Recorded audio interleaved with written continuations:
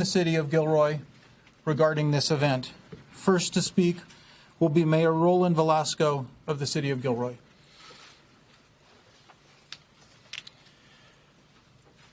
Thank you all for being here this morning. One of my greatest honors in life was being elected mayor of this great community.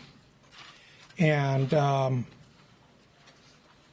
can tell you that the people of Gilroy are strong, we're resilient, and during the course of this investigation, as law enforcement continues to research and investigate it, the Gilroy community will mourn, but we will get through it. On behalf of the community and the Gilroy City Council, I'm speaking to you today to provide a brief update on where we're at. Later on the agenda, you'll get additional information from our public safety personnel. As you know, yesterday afternoon, the City of Gilroy endured a tragedy that a very long night cannot erase. Mass gun violence is an epidemic in the United States, and yet one never imagined such a thing can happen here in our beautiful community. It's beyond sad to see wonderful and charitable event like the Gilroy Garlic Festival that donates tens of thousands of dollars each year to local nonprofits. To have an event like this happen. As I said before, we are resilient and we will get through this. This morning, our prayers are with the families of those injured and killed in this senseless shooting. We stand with you and we will be providing whatever assistance we can in the days and weeks ahead. This morning, as we learn more about what occurred yesterday, I wish to commend the bravery of our law enforcement personnel who, in the middle of a chaotic situation, acted quickly and professionally to engage the shooter and to end the threat before more people could be injured or killed. And the chief will talk a little bit more about that. It takes remarkable bravery to run to a shooting when the natural reaction for all of us is to run away. We are so proud of our law enforcement who undoubtedly saved many lives by putting their own lives in danger. Now, I also want to mention our fantastic fire department. I happened to be in the triage area when the victims started to come in, and I could tell you that our fire personnel, paramedics, EMTs were there quickly, triaging, prioritizing, stabilizing each of the patients, and then getting them ready to transport out. Today and over the next few days, I, along with the Gilroy City Council, will be meeting and working with community leaders to assess the situation we now face in Gilroy in the wake of this shooting. We intend to come out of this horrible event in a stronger and obviously a closer community. Again, thank you for being here. Let me turn it back over. Thank you, Mr. Mayor. Next to speak will be Fire Chief Jeff Klett. Good morning, everybody. As the mayor said, first of all, I'd like to thank our firefighters for responding heroically to this event. This is something that we trained for.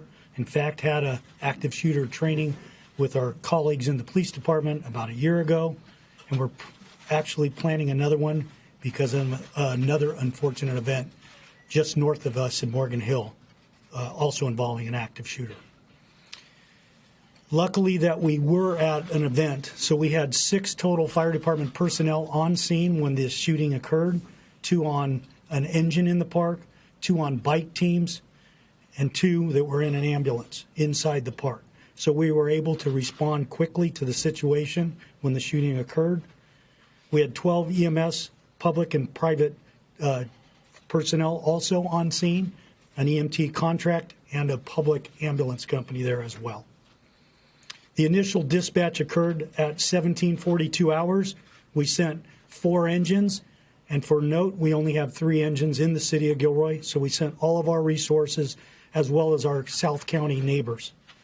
2 additional battalion chiefs, and then requested 16 local mutual aid engines to respond down here as well. Our Gilroy battalion chief assumed command at 1745 hours, along with the first arriving fire engine that was dispatched from outside of the Garlic Festival event.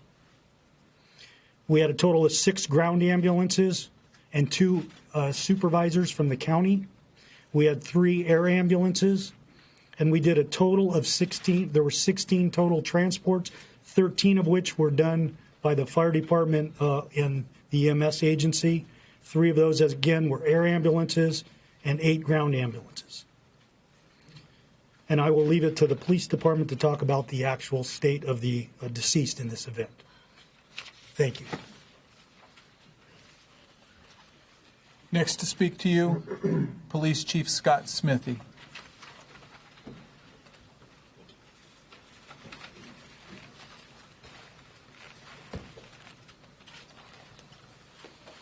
So I'll reiterate what I said at the press conference last night, and I've got a few additional details.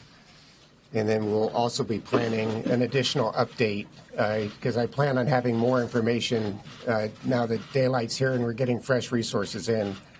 So we'll try to put something together for you for later this afternoon. We've got the date and time established already, and as most of you know, the Gilroy Garlic Festival is an event that we put on every year.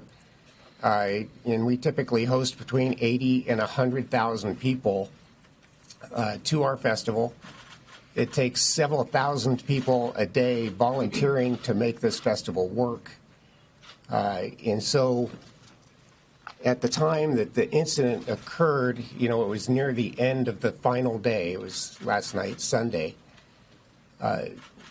Questions that were asked, regarding the security and the way that we manage and monitor it from a law enforcement and public safety perspective, is that we have police personnel on site the entire time of the festival. We actually create a police compound where we have a command center, a booking area, all the things that you would need to run a major operation like this.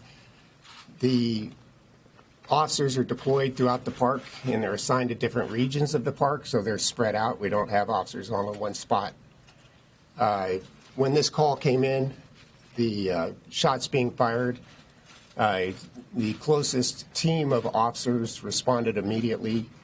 They were there and engaging the suspect in less than a minute. The suspect was armed with an assault-type rifle, and as soon as he saw the officers, he engaged the officers and fired at the officers with that rifle. And I had 3 officers that engaged the suspect. And despite the fact that they were outgunned with their handguns against a rifle, those 3 officers were able to fatally wound that suspect. And the event ended very quickly. Of course, then we had the aftermath of dealing with the victims and in the EMS side of things. We put out a call for help. We had over 20 agencies, federal, state, county, and local agencies from all over that responded, people down into our park. And it was just incredible to see the cooperation and how quickly they put this together and how quickly they were able to render aid to people. I can't tell you how proud I am of the officers for being able to engage this guy as quickly as they did, because we had thousands of people there in a very small area. And, you know, it could have gone so much worse so fast. And so I'm really proud that they got there as quickly as they did and that they were successful in taking the threat out of the equation. We do have 3 people deceased, confirmed deceased. We have one who was a 6-year-old male victim. We also had a 13-year-old female victim, and then we had another male victim in his 20s. We don't have a motive for the shooting as yet. We did have reports of a potential second suspect. We don't have any confirmation that any second suspect did any shooting, but we certainly are investigating all leads to try to determine who that potential second suspect is and what exactly that person's role was. We found out, some of the federal agencies helping us out. We found out that the rifle that this suspect used was an SKS. It was a AK-47 type assault rifle. It was purchased legally in the state of Nevada on July the 9th of this year. And reports have been going out of potential suspect. And I will confirm that the suspect is the person that several news media have been inquiring about, Santino William Legan, who is 19 years old. And I say that name with some hesitation because I don't believe that somebody like this deserves the notoriety or the recognition. But I also understand that you all, want to have some confirmation of that.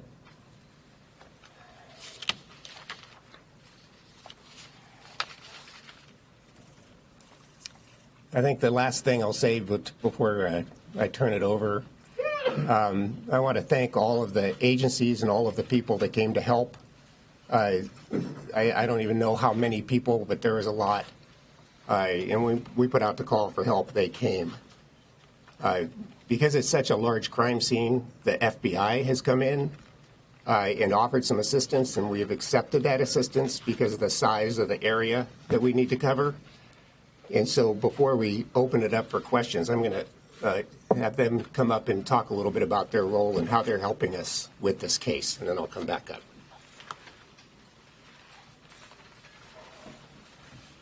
Next to speak with you, Deputy Special Agent in charge of the FBI, Craig Fair. Thank you. My name is Craig Fair. I'm the Deputy Special Agent in charge of the San Francisco Division of the FBI. First off, I'd like to express my condolences to the city of Gilroy and to the family, friends, and victims of this absolutely heinous act.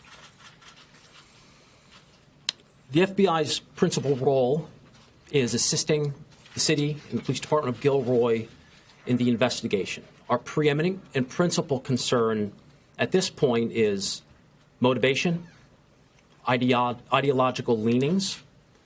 Was he affiliated with anyone or any group? That still has to be ruled out and still has to be determined at this point.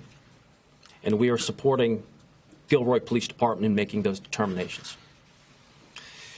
Our evidence recovery team, it's a sizable team. We have about 30 individuals out there right now collecting evidence. As we find evidence, as we flag it, as we mark it and map it, we're determining that the crime scene is much more expansive than what we originally thought, and it amounts to many, many, many acres. We appreciate the public's patience as we process this. It's done very slowly, it's done very methodically, and it's done for a reason should we have to use that evidence in prosecution later on. I'd also like to thank the first responders. As the mayor cited in their heroism, the FBI personnel who worked tirelessly throughout the evening and will do so for the next several days. Our partnership with the Gilroy Police Department and the city of Gilroy as we move through this crisis, and members of the general public who are offering, continue to send in tips, photos, and assist with the investigation. Thank you.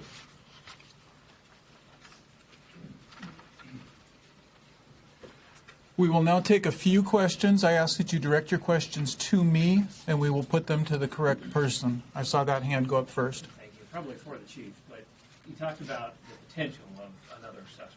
Do you believe there's somebody else out there, or is there the potential that those were erroneous reports and that they thought they saw somebody who might not be there? You know, we really don't know. We've gotten multiple reports that there may have been another person with him, that they ran this way or they ran that way, but different people give different versions, so we really don't know at this point. I saw this hand go up next. Will you be able to identify the victims at this point? We are not identifying the victims at this point. Typically, that's something that we leave up to the county coroner's office to make sure that all their notifications are done before that's released. The gentleman in Jack. Actually, two questions for you. Had your officers not acted quicker, would there have been more bloodshed? And were those officers wearing body cameras? So the answer to the first question is there absolutely would have been more bloodshed, I believe. With the number of people in the small area that they were in, I think it's very, very fortunate that they were able to engage him as quickly as they did. And then the second part of the question is our officers do wear body cameras. Who was at the moment that this happened and who's had them on or what, I don't have that information yet, but we will get that as we move forward in the investigation. Gentleman with the mustache. Chief, could you give us a rough idea, sort of a laundry list of the type of evidence you were trying to gather? Because I know you want to try to find out what the motivation was. What type of things are you and other law enforcement agencies trying to gather to help try to figure out what triggered all this? Well, there's a number of different aspects of an investigation like this, and we have partners from all different agencies. So, whether it's information concerning the suspect, whether it's information concerning this potential second person, there's a very, very large crime scene that needs to be processed diligently. There's all kinds of background information that we need to process. It's going to be a very prolonged and complicated process for us. Can you give us, though, as a follow-up, can you give us some idea of things you're looking at? I'm guessing maybe computers, the types of people you're talking to try to learn more about him?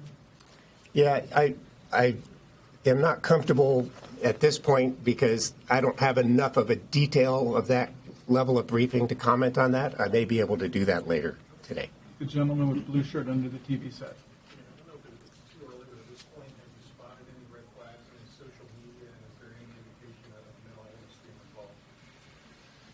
I am not ready to comment on that yet. I don't have that level of detail either.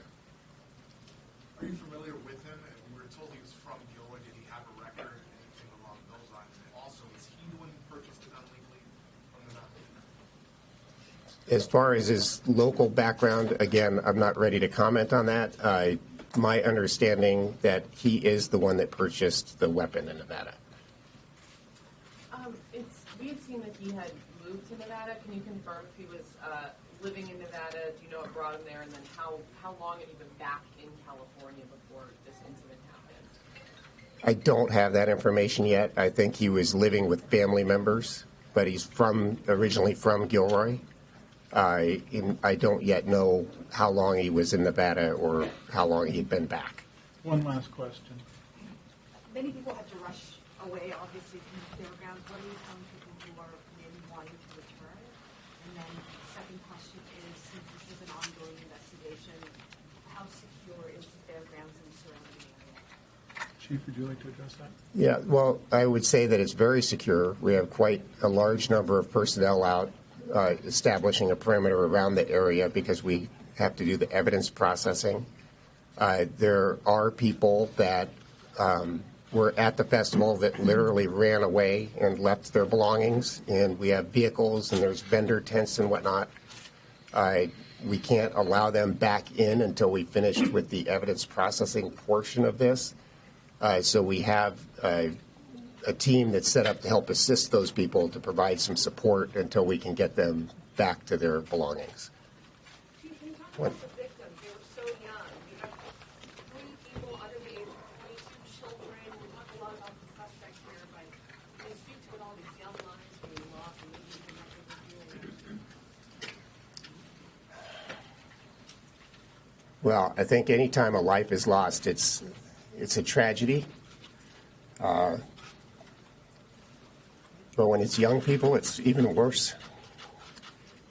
And it's very difficult. I don't know that I don't know what, if any, association there is. It seems that this was a random act, but again, we've got a long way to go before we can come to a determination what his motivation was. That's all the questions we're going to take for now. I did make a commitment to the Spanish-speaking stations that I would give an interview outside in Spanish. So if you folks would like to set up outside, I will take care of that. Any other questions we will take later. There will be future conferences that we put together. Confirm the total number of agents. The total number, as we understand it, was 16. 4 people deceased and 12 injured. Thank you so much. One of those deceased was the shooter. Jimmy, too. Thank you so much. I'm sorry, I didn't hear your question. I don't have that. And we've been listening to police and officials there in Gilroy, California, giving us an update on the shooting last night that took place at that Garlic Festival in Gilroy, California. We have learned that 2 of the 3 victims who were killed were children. One was a 6-year-old boy, another was a 13-year-old girl. The 3rd victim was a male in his 20s. Police are not releasing names as of yet. We've also learned that the shooter was killed in a shootout with law enforcement that responded within minutes and engaged and killed the shooter. We also learned that the type of weapon used in the shooting was described as an AK-47 type assault rifle. It was purchased legally in Nevada this year. Police believe that the shooter, who was confirmed as Santino William Legan, 19 years old, they believe that he purchased the weapon legally. We're going to take a quick break now. We'll be right back with much more news when we return. Stay with us. You're streaming CBSN.